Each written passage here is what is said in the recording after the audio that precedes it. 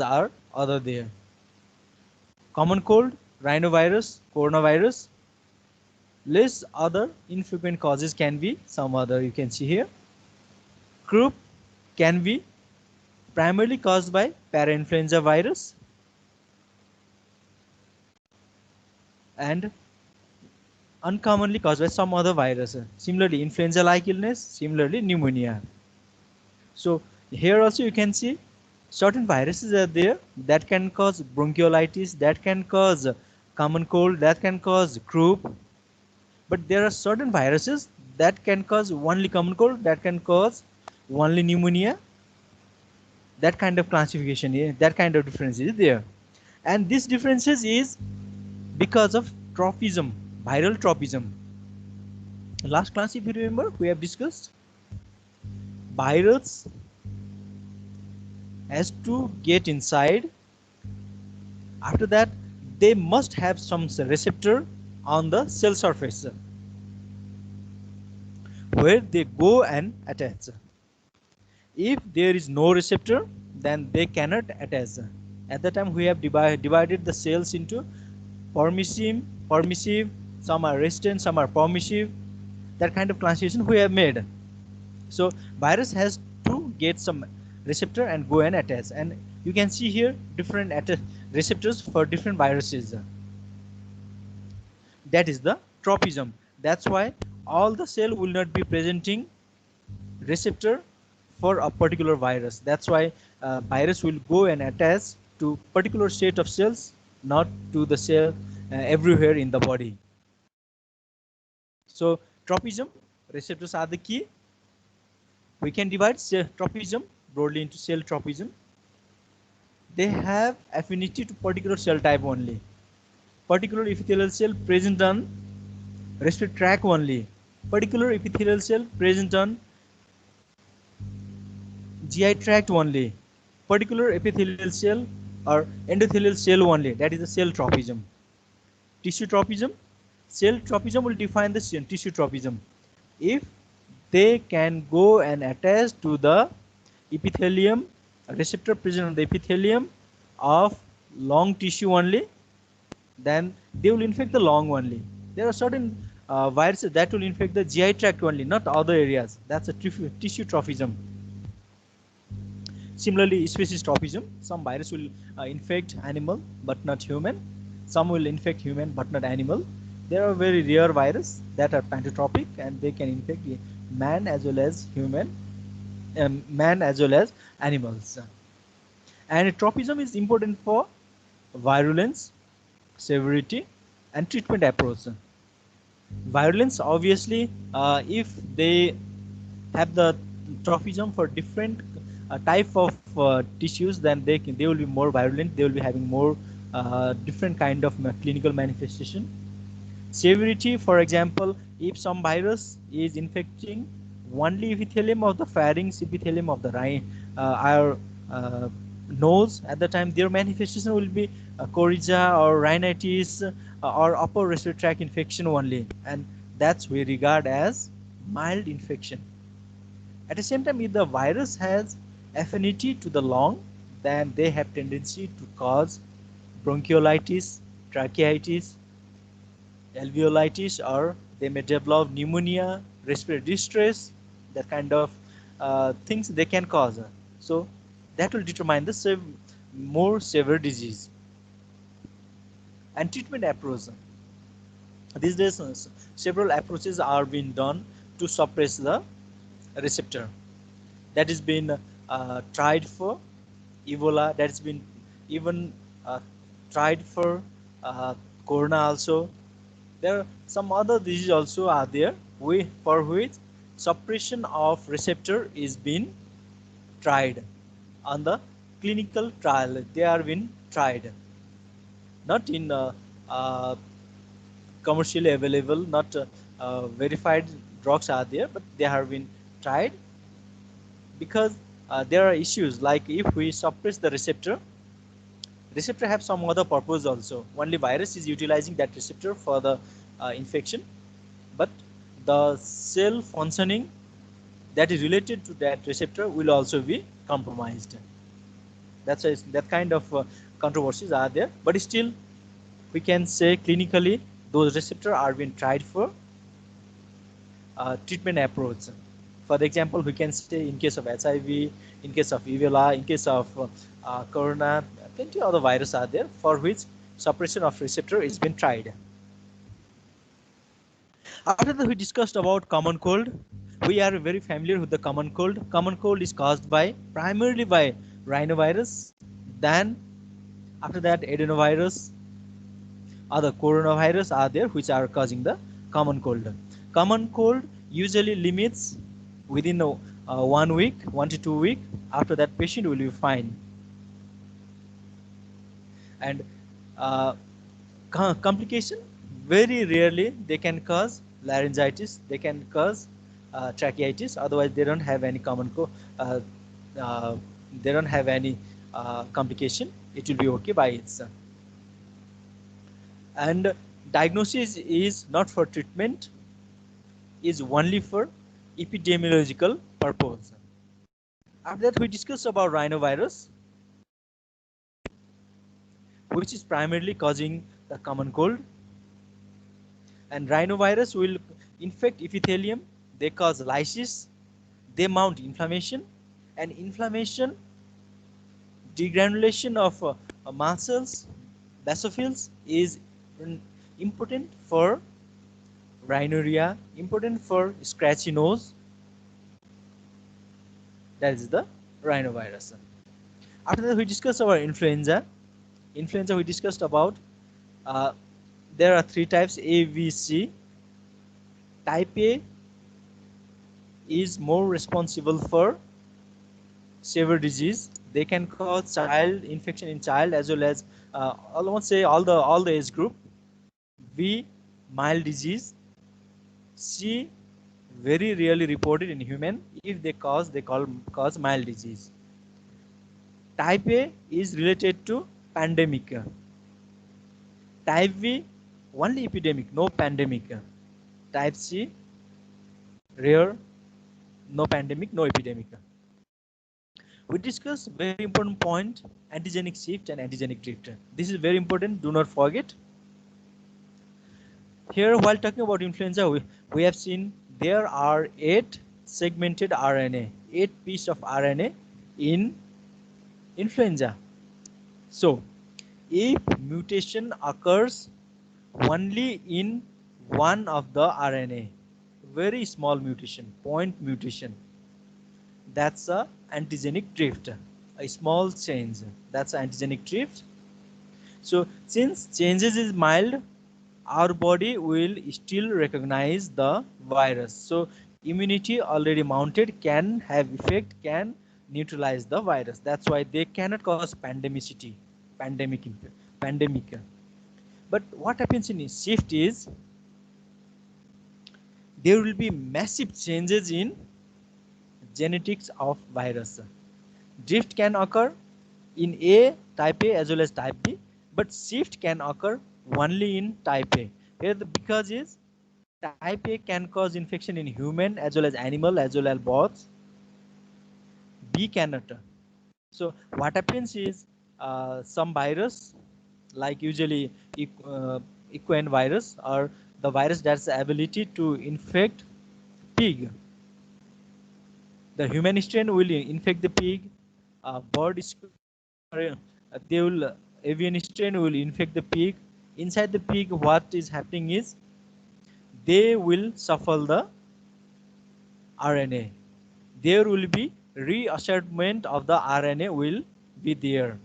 Like 2 different types of virus are infecting the pig, and inside the pig, what happens is 3 RNA from the bird strain and 5 RNA from the human strain will mix and completely new virus will form. That's why we call it as a antigenic shift. Since virus is completely new, it has pandemic potential, just like a coronavirus. Coronavirus, if we see, they are just causing the common cold. Now the mutation is huge. For us, it is completely novel virus. Our immunity, we don't have immunity to control it. Though it has very low mortality, Worldwide, it is right now having 2.6 only, or below that now. But it is spreading so rapidly because we don't have immunity. Our body is recognizing that virus as a new. So this new virus can have pandemic potential. Same thing happens to type A. Antigenic shift can occur, and that becomes becoming a completely new influenza virus, and that has the pandemic potential. Uh, and after that, we discussed about diagnosis. For diagnosis, we can go for PCR, we can go for culture, followed by PCR and hem agglutination assay that we can do. Sample could be throat swab, nasal washing, nasopharyngeal swab, sometime tracheal washing. These all can be samples. For the management, usually they are self-limiting. Very rarely, high-risk group only, they can have fatal infection. Otherwise, it will be fine by itself in few days. And vaccination. After that, we are discussing about the vaccination. So we'll go to vaccination first. Vaccination, I told you, recommended for high-risk group that we have already discussed. And for the vaccination to be developed, since these viruses undergo mutation very rapidly, WHO every year provide which all data of which all virus is to be kept in vaccine, and that will be based on which all virus is circulating at that time in the environment. So based on that data, vaccination will be prepared, new vaccine will be prepared every year and be supplied just before winter begins, because influenza has potency to cause infection during the winter. Now, here, while preparing the vaccine, two types of vaccine are being prepared. One is trivalent. Three type of strain will be there. Two type A, influenza type A. One influenza type B. Or certain countries like Canada, they make tetravalent or quadrivalent. Here, two types of uh, type A virus, influenza virus, and two types of type B influenza virus are being kept. So trivalent and quadrivalent vaccine are being made up. Beyond that, we have one more classification: inactivated and live attenuated. Now remember, for all inactivated or kill vaccine, it can be given to even the immunocompromised person, even to breastfeeding, even to the pregnant. Because the virus is being killed, there is no chances of virus to survive again, to mutate again, and to cause the disease. But this may apply to live vaccine. In live vaccine, influenza is attenuated, is weakened. They make it very weak so that they cannot cause the disease. That's why the possibility will remain there that the virus may get stronger again, may mutate again, and cause the disease in immunocompromised in pregnancy. That's the very important differences between inactivated or killed vaccine and live attenuated vaccine. Killed vaccine can be given to all. Live attenuated immunocompromised pregnancy, that cannot be given. That is a very important vaccine, that important difference that you must remember. Inactivated is given in the form of injection. Live attenuated is available as a nasal spray, where they will be taken, they will be mimic as a infection. After that, that will be cleared by our immunity. These two are the major differences. It has been found that vaccine can also give cross protection. Like last year, vaccines, some virus was there. In this year, some other virus will be there. But still, last year's virus, the immunity, whatever we have developed, if people have developed, certain antibodies will be there inside the body that will give a kind of partial protection. That is the cross protection, of kind of partial protection. And it is also said that live attenuated vaccine is more immunogenic to the compared to the inactivated vaccine. Same thing holds true for polio killed and live attenuated vaccine. There are certain advantages of live attenuated. They will long last. They will last for a long time, live attenuated, compared to killed vaccine. If killed vaccine is given, booster dose needs to be given. If live attenuated is sprayed or given as a drop at the time, uh, they themselves is causing the infection, mimicking the infection. That's why booster is not necessary usually. So think about it. Any queries, we'll discuss later also. Now we'll go to today's topic, that is the coronavirus. And the coronavirus is very hot topic since a year. Coronavirus are the last family, and that are known to cause common cold only. Their primary reservoir is bat. After that, it is believed that through animal, to civet cat, through other raccoons, they are being transferred to human. Here you can see the picture: bat, some other animals, and human. Here, when they are infecting the particular animals like camel, like civet cat, like raccoons at the time, they will get mutated and they will gain ability to infect the human, and they are infecting the human. This is how they are originated. Coronavirus, they belongs to family nidovirals. They are enveloped virus. Their size is very small, 65 to 125 nanometer in diameter. They contains, as you see here, single-stranded RNA, and outer to that there is envelope, and outer to that there are spikes, which are necessary for attachment. This spike protein is necessary for attachment to the body, or they will feed to the ACE2 inhibitors, angiotensin converting enzymes receptors. They will go and feed there. Earlier, coronavirus was thought as just a causative agent of common cold, but last few years there are few diseases that are common, that are caused by coronavirus, like SARS coronavirus, MERS coronavirus, COVID-19 virus, or SARS-CoV-2, which say actual name is SARS-CoV-2.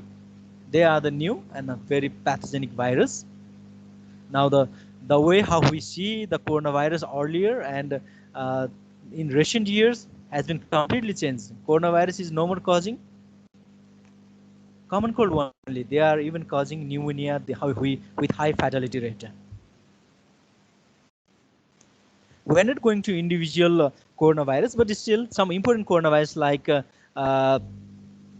coronavirus, virus that cause COVID-19 disease, MERS coronavirus, and SARS coronavirus, that we'll see the differences.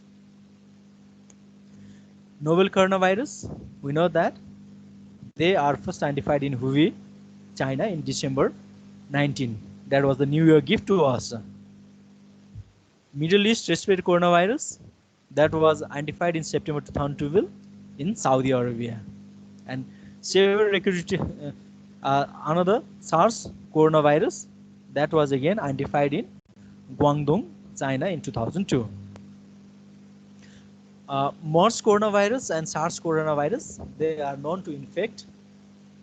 They are known to spread massively in very few countries compared to novel coronavirus. Now all the countries, they are filled with coronavirus infected person, and we don't know, since their sign and symptoms is not severe. Some are having severe, but some are having even no sign and symptoms. So maybe we are also infected and we may have got better, that we don't know. Mortality rate is very different. Novel coronavirus, 2.1%. Right now, if you see the data, it may reach up to 2.45 around. MERS coronavirus, 34.4%. That's very huge. SARS coronavirus, 9.6%. So comparatively, the coronavirus that is making us suffer is having very low coronavirus, and if we see South Asian countries, our countries, it is less than 1. It's good to hear. Possible sources that we have already seen. Bat is the primary reservoir.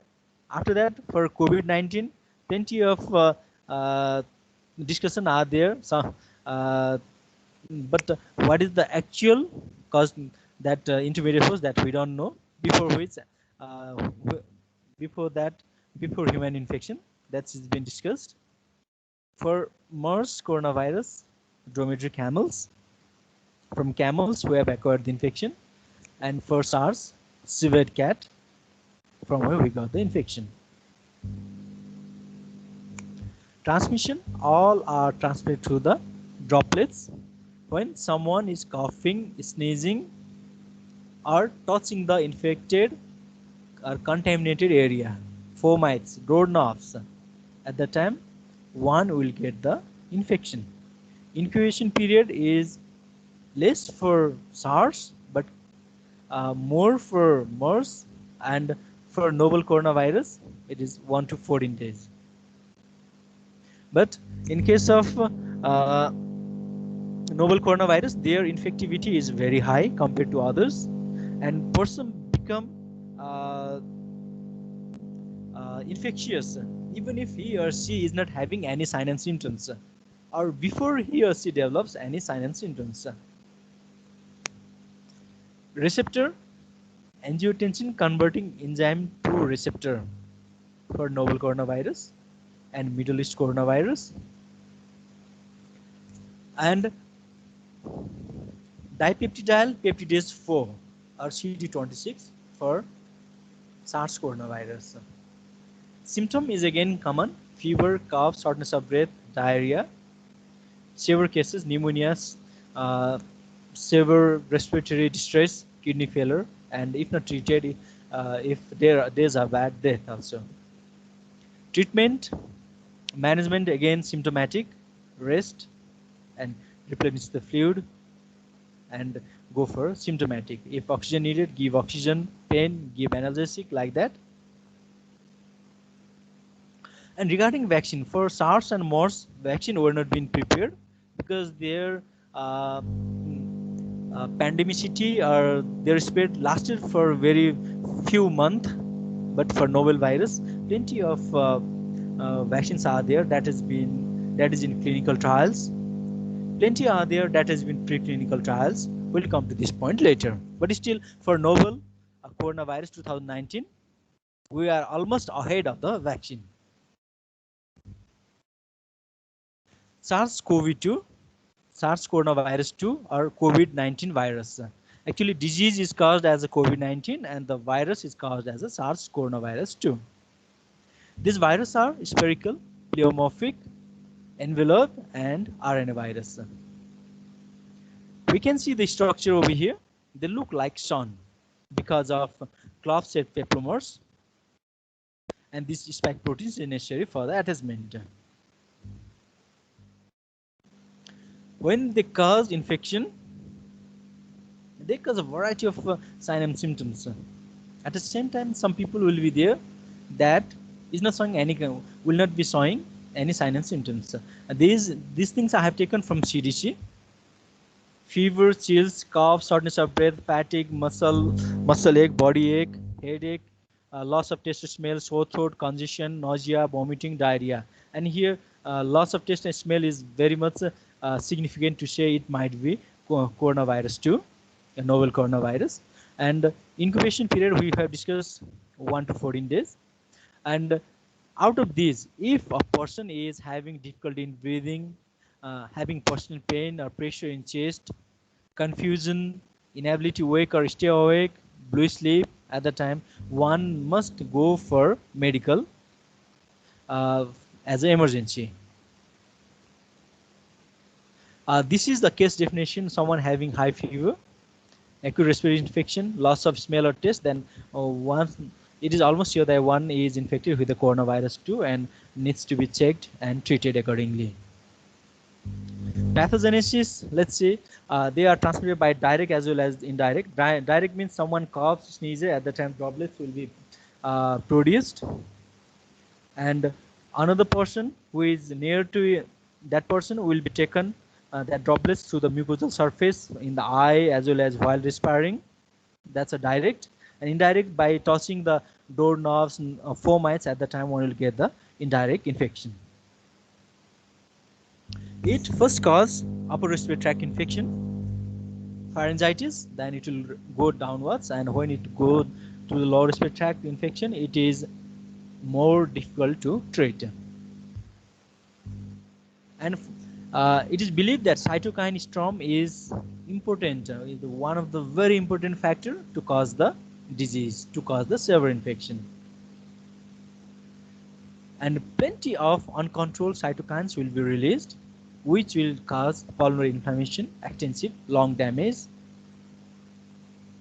And after that, TS2 response will be there, antibodies will be produced, which will be protective. Beyond that, even cytokine storm is thought to be activate coagulation cascade and suppress the fibrinolytic system. That's why plenty of coagulation will happen, thrombosis will happen. And another very important point is there, happy or silent hypoxia. A person's oxygen saturation will go decreasing silently. Person is talking, having but having nothing, but perfusion, that their oxygen saturation is getting low. That's why we call it happy hypoxia. And few points are being raised, like ventilation perfusion mismatch, loss of lung perfusion regulation, intravascular microthrombi, impaired diffusion capacity, as well as the membrane of RBC will be disturbed, injured. That also is thought to be leading to the happy or silent hypoxemia. And after this, if not treated the patient in proper time, in a proper way, or patient is having some other comorbid factor, at the time patient may go to death. Here you can see the natural history of COVID-19. So these all things go read, and this is the hot topic for these days, and any queries we can discuss later, because it has no limit. Plenty of things are there which we used to read 3 months before is now been changed, is now been speculated in a different way. So this is the changing concept. Since the virus is new, all the studies are being new. For the diagnosis, sample is nasopharyngeal swab and throat swab. That's been commonly practiced. Endotracheal aspirate is thought to be more sensitive, but it is difficult to take. That's why we have to rely on nasopharyngeal and throat swab. After that, blood can be used to detect the antibody, which is less significant, less efficient. From this from the sample, we can go for PCR to see the N gene, E gene of the SARS-CoV-2. We can go for culture, and again from the culture, if bacteria grow, we have to go for PCR and serology. In serology, we can detect antigen as well as antibody. Now, these days, what is being practiced is PCR is commonly done. Even GeneXpert is being utilized to see the gene. Serology to detect antibody, serology to detect antigen is being practiced. Control of spread, again we know everything like marks, cellular location data apps. Plenty of apps are being practiced in Western countries, which will give guide us for the proper thing that we have to do, and proper information, border restriction, temperature check, contact tracing, individual quarantine, those who are supposed to be infected or infected, targeted testing, stay at home, curfew restriction, large gathering, social distancing, hygiene and hand washing. But out of this, very important is mask, social distancing, and hand hygiene. And the last is vaccine, which is just ahead of us. At this point, I would like you to see the differences between quarantine and isolation. Be clear what is quarantine and what is isolation. Vaccine, plenty of vaccine are there which are in clinical trial. phase 3 clinical trial. You can see 1, 2, 3, 4, 5, 6, 7, 9, 10, 9, 10 vaccine are there who are in phase 3 clinical trial. Here in phase 3 clinical trial, they will take thousands of people, more than 30,000 of people, and they vaccinate them, and they see the differences whether the one will get the infection or not. That is a phase 3 clinical trial. And few uh, trials are there who has already said that their phase 3 clinical trial is been over. They are evaluating and they have found some 90% efficacy, 94.5 efficacy. So almost we are at one step ahead of vaccine. I guess by 2 months it will be come commercially, and we may get after 4 months. Management, again, supportive care, fluid therapy, oxygen support, and support of vital organ, because in case of COVID-19, because of microthrombi formation and because of hypoxemia, plenty other reasons are there. Multiples organ are found to be damaged. That's why, along with fluid therapy, along with oxygen support, even other vital organ support based on signs and symptoms is to be thought of. Medication, dexamethasone. Recently, we have seen cytokine storm is the major event of pathogenesis. So dexamethasone will play very important role to control the severe infection, to reduce the ventilator support. But it is to be given in second half, because we have seen in progression of the disease, after viremic and pulmonary phase only, it will cause severe infection because of cytokine storm. So after 7-8 days, dexamethasone will be more important. Remdesivir. Now it's very important point to be thought. Recently, remdesivir has got FDA clearance to treat the disease. Now WHO has said just a few days before only, remdesivir is not to be used. It has no a beneficial effect. Vitamin D, it has been found that those persons who are having high level of vitamin D in their body are having less severe disease, or indirectly we can say vitamin D will decrease the severity of infection. Chloroquine, hydroxychloroquine, ivermectin, like parasitic, anti-parasitic agent are also been practiced. Even hydroxychloroquine, even hugely practiced. Chloroquine, ivermectin are also found to be having good effect to reduce the severity of the infection. Convalescent plasma is been practiced very commonly in Nepal, also in other countries also. Controversies are there. Interferon beta. Now here, all these treatments, since the virus is new, treatment approach is new, controversies are there, but still these things are found to be effective. Beyond that, very important is psychological support. The person who is infected is quarantined. No, it's fine. If he or she is quarantined based on medical reason, it's fine. But here, those infected person along with their family is being isolated by the community. That will make a huge psychological distress, and this psychological distress will again create more problem than what the virus is causing. And one more very wrong thing that we are having in our mind is, because of COVID, I may die. That kind of fear we are having. Now, every person should understand that COVID, the severity of COVID is less in maturity of the person. We can see fatality is just 2.6% only.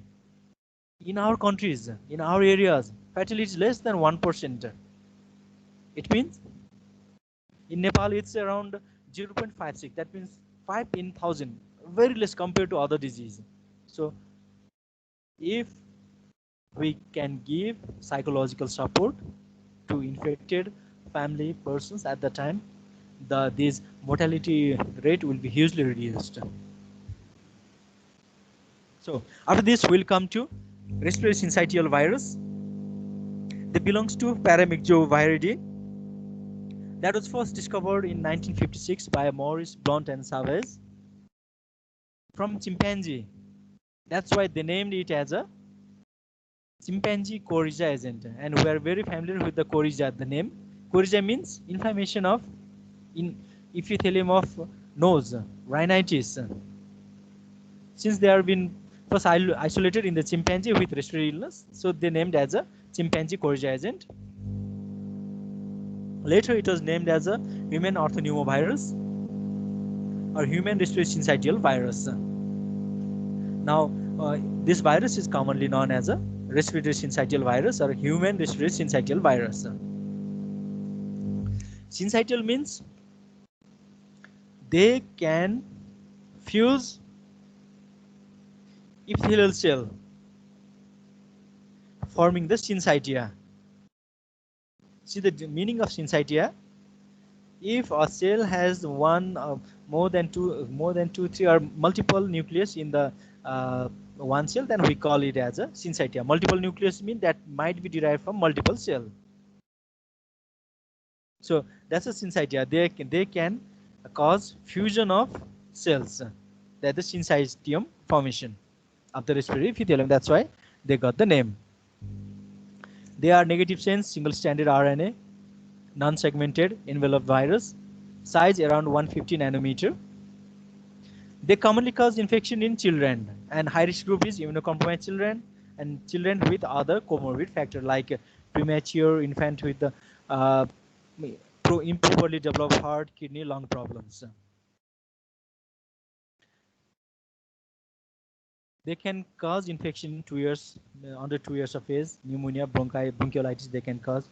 They can cause high rates of hospitalization, morbidity, mortality, and reinfection is also frequent because at that age below 2 years, their immunity will not be properly developed. So once infected, the immunity mounted may not be protected. That's why frequent infection is also there. Transmission is by aerosol, direct transmission. They are highly infectious. They are found in all throughout the world, distributed everywhere. Primary symptoms is usually mild to severe, like upper respiratory tract infection, rhinorrhea, sore throat, minimal cough, low-grade fever will be there. Sometimes there can be bronchitis, bronchiolitis. Sometimes there can be pneumonia also.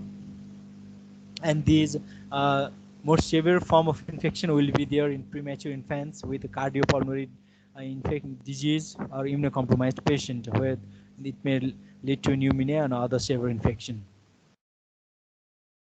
Now what they are causing is they are entering the respiratory tract, they are multiplying in the nasopharyngeal region. After that they will move downward, infect the epithelial cell. In the epithelial cell, they will form the syncytia, or they will move from inside only, from one epithelial cell to another epithelial cell. That's why infecting multiple epithelial cell, they are getting preserved from the antibody also. After that, they are causing the inflammation. They are causing the necrosis of epithelial cell wall. They are making the edema, and they are causing the increased mucus production. On all these will form the plug in the respiratory tray. Together, they will cause narrowing as well as obstruction of the respiration. That's why then it is more difficult, and when it is severe in particular risk group, then it is very hard for a child. Treatment primarily supportive, and if a person goes for respiratory failure, then intubation, mechanical ventilation is also necessary. And only antiviral agent ribavirin is been licensed to use it, though there are some controversies regarding ribavirin. But now we need to say ribavirin is been licensed to use. Lab diagnosis, antigen testing can be done through sample nasopharyngeal swab and aspirate. These for the antigen testing, rapid tests are being available, and direct fluorescence assay is also been available, where we can see from the sample we can see the antigen by doing immunofluorescent staining. Molecular testing can be done through this sample. We can amplify and see the particular set of code of a sequence of DNA is not there, or is there or not. Molecular testing can be there. Viral culture can be done, and serological testing can be done, but not frequently followed. And after this, adenovirus, parainfluenza virus is there. Adenovirus is non-enveloped DNA virus. More than 50 serotypes are there. They cause mild disease, but sometimes they can cause pneumonia also. Usually, if you see the first few slides, we have made one syndromic approach. At that time, adenovirus, coronavirus, rhinovirus, we said it can cause common cold, but rarely they can cause the pneumonia also. They can cause diarrhea also. They can cause pharyngoconjunctivitis also. So here, using the knowledge of tropism, you have to think the receptor for this virus is present in respiratory tract, present in pharynx, present in conjunctiva, present in GI tract, present in lower respiratory tree. Another is parainfluenza virus. Again, that is single-stranded RNA virus. They are enveloped. There are different serotypes. They can cause croup. That is a clinical manifestation of laryngotracheobronchitis. Very typical cough they will produce, bronchiolitis, tracheobronchitis, coryza-like illness, and pneumonia. Uh, Plenty other respiratory viruses are there that you have to read by yourself. These are the commonest one, important one, but still you cannot forget others also. So read about those virus and any queries. Just feel free to jot or write on your chat box. We are here to answer your queries. Croup is a very typical sound of coughing. So I have brought a sound to make you listen. How is croup listens like? Please let me know if you are not hearing any sound.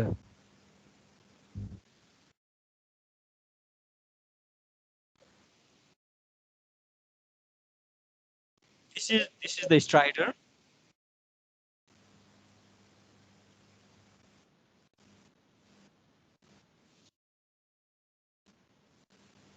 Are you able to hear? No, sir. No. Okay. Let me do. I was expecting same thing will happen. That's why I have brought it in mobile also. So let me make it listen.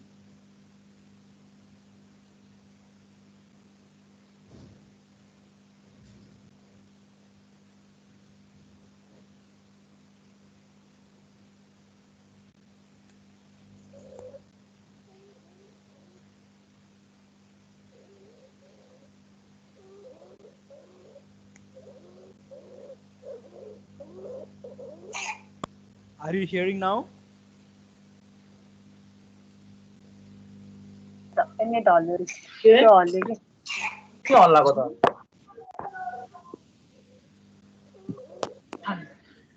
Are you hearing the sound?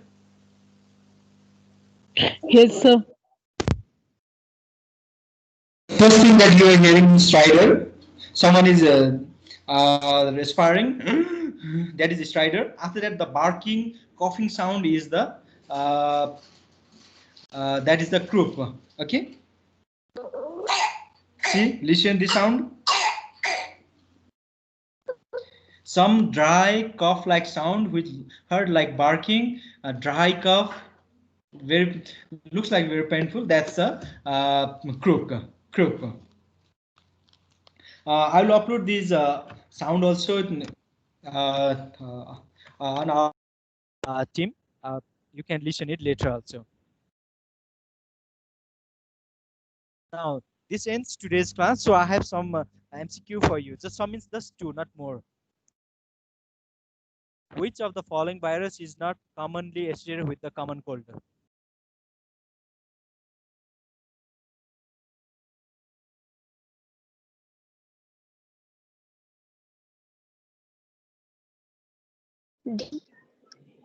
Last one. Zoster virus. Okay. I also go for varicella zoster virus.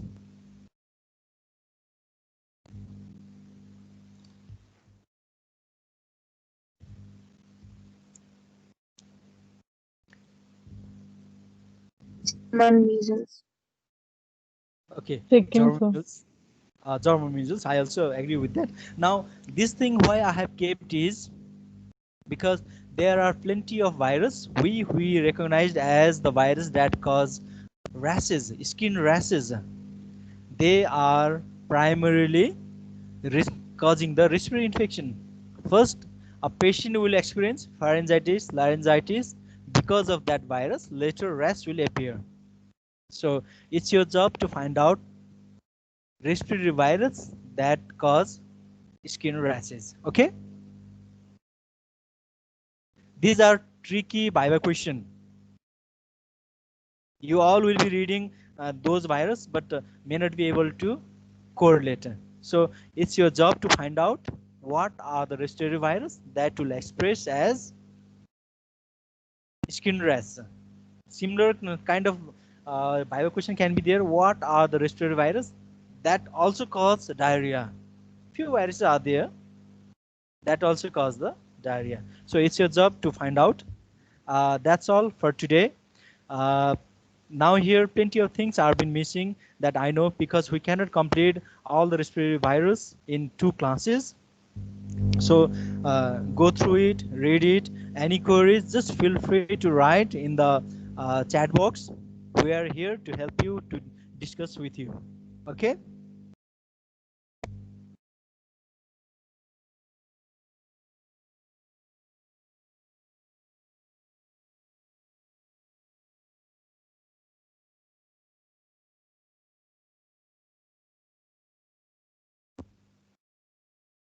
Thank you. Uh, Thank you, Thank you, sir. sir.